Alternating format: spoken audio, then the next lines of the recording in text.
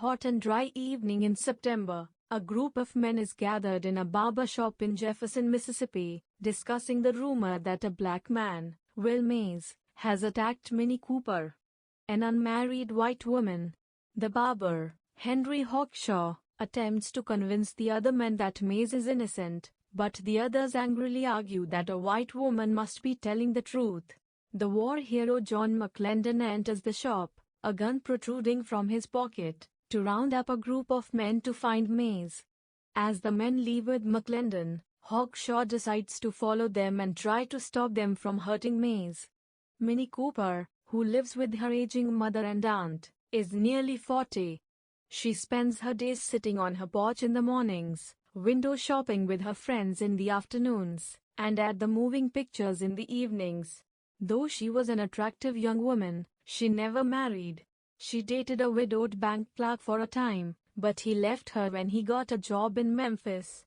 According to local gossip, Minnie regularly drank whiskey she bought from the clerk at the soda fountain, and had in the past accused another man of watching her undress.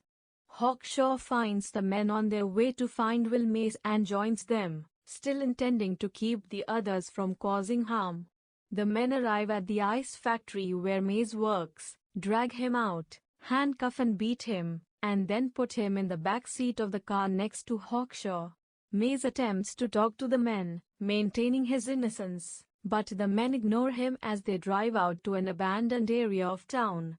Feeling sick, Hawkshaw begs McLendon to stop the car and let him out, to no avail. He finally decides to open the door while the car is moving and jump out. Hawkshaw then walks along the road, hiding in a ditch when the car passes him on its way back to town. In the meantime, Minnie is preparing to go to the movies for the evening. She's suddenly the center of attention. Her friends come to help her dress and press her for more information about the crime, and the men downtown watch her and whisper about her and Mays.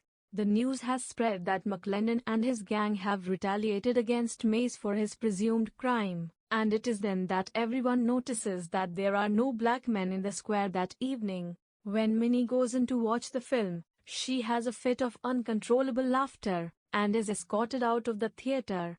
Her friends take her home, undress her, put her into bed with an ice pack, and call for the doctor.